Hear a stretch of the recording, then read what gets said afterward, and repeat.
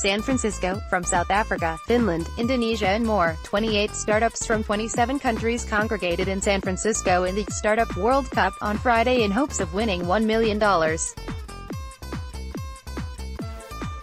The annual competition to select the best startup outside of the Silicon Valley bubble came to a finale in downtown San Francisco, as startup founders made their presentations to a panel of 6 venture capitalist judges in 2 minutes.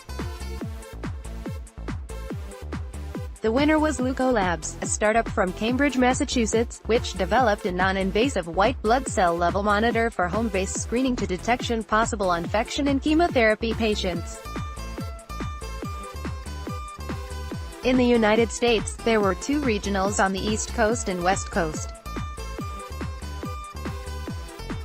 Representing the West Coast was a Berkeley-based startup called Nodexis, a biotechnology company which seeks to commercialize a microfluidic platform which can deliver live single cells for applications including gene editing, drug development, and more. Start your day with the news you need from the Bay Area and beyond. Sign up for our new Morning Report weekday newsletter. All 28 startups won the regional competition in their respective companies to advance to the final round. The total number of startups who applied for this year's Startup World Cup was almost 20,000, according to Annie Zutzman, co-founder of the San Jose-based Fenox Venture Capital, to the Silicon Valley Business Journal. Fenox Venture Capital started the Startup World Cup last year. "We saw more participation than ever from people around the world," said Zutzman. The Startup World Cup brought together startups, VCs and corporate investors from every continent for a cross-learning experience and type of Silicon Valley event that will foster innovation in the U.S. and globally.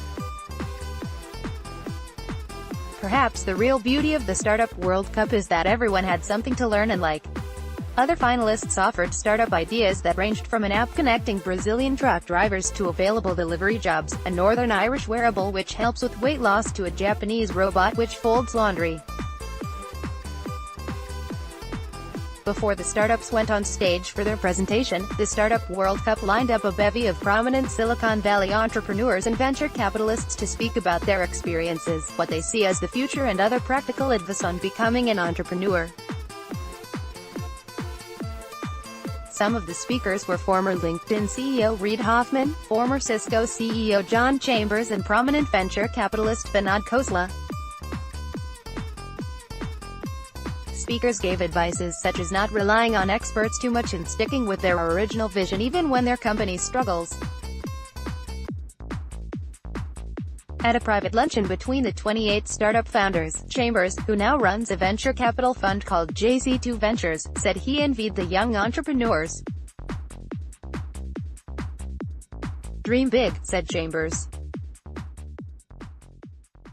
"I wish I was in your position right now.